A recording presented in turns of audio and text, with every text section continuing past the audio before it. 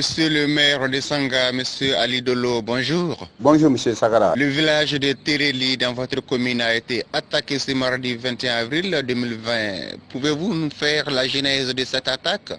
Effectivement, il y a eu une attaque avant-hier à Amani et Téréli. Bon, toujours c'est les mêmes assaillants puisque c'est des groupes terroristes parlant peul, armés jusqu'aux dents. Bon, toujours ça se sort après l'enlèvement des animaux. Puisque leur premier objectif, c'est de venir enlever les animaux, empêcher les Dogons d'aller au champ, les Dogons de vaguer à leur activité commerciale, les étouffer. Donc, à travers tout le long de la falaise, à travers les pays Dogons. Paraît-il, les autorités ont été alertées de l'attaque? Effectivement, on a signalé leur arrivée, leur attroupement dans la forêt de Bombou depuis 3 jours. On a signalé à nos autorités compétentes, mais il n'y a pas eu de réaction. Donc, avant-hier, dans l'après-midi, ils ont passé à l'acte. Ils sont venus vers les Téréli à Amani.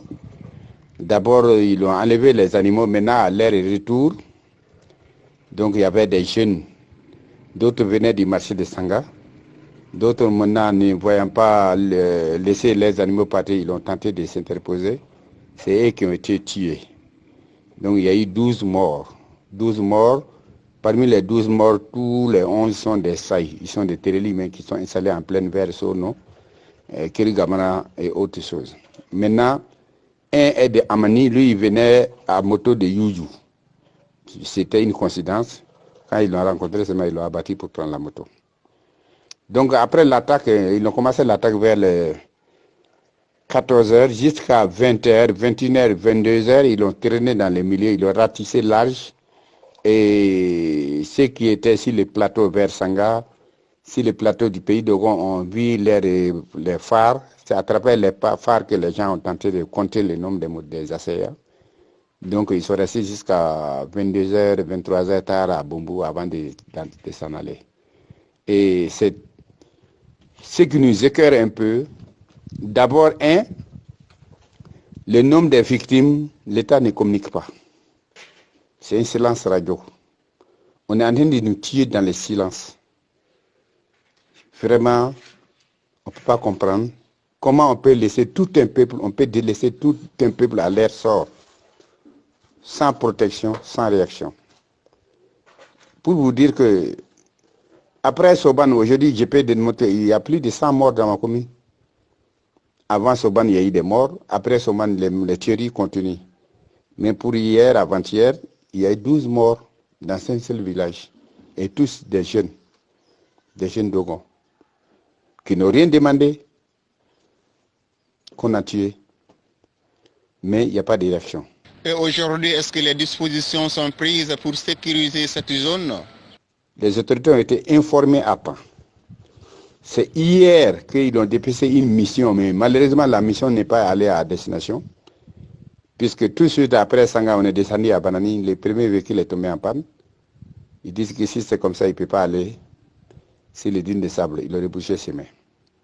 Vous voyez, on organise une mission pour envoyer des gens en mission. Ils n'ont pas de matériel adéquat ou quoi pour exécuter leur mission. C'est les envoyer à la boucherie. Aujourd'hui encore, on nous signale encore un attroupement de ces assaillants.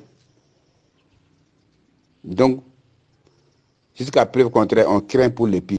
Et on peut dire que c'est des gens qui connaissent bien nos milieux. Ils connaissent les villages. Ils connaissent les pistes.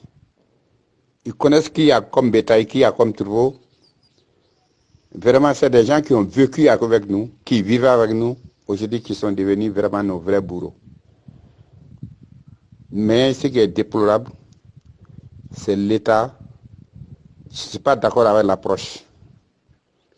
Puisque toujours,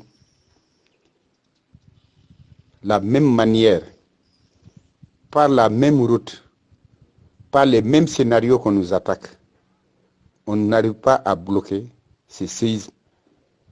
On ne peut pas comprendre. Pour une république organisée, pour moi, c'est un désintéressement vis-à-vis du peuple Dogon. Et laisser aller. Vraiment, ça ne peut pas continuer. On doit monter dans les créneaux, dénoncer, et s'il faut porter plainte à qui de droit.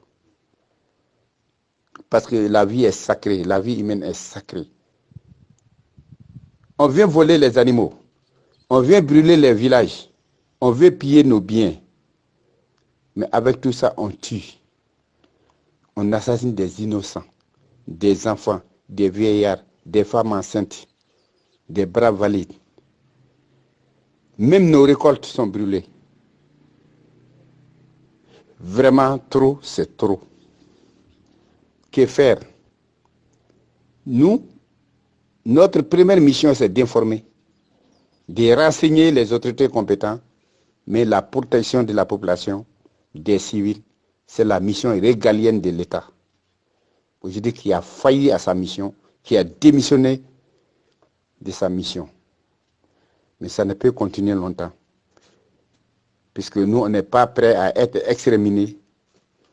Et trop, c'est trop. Merci, monsieur le maire. Merci.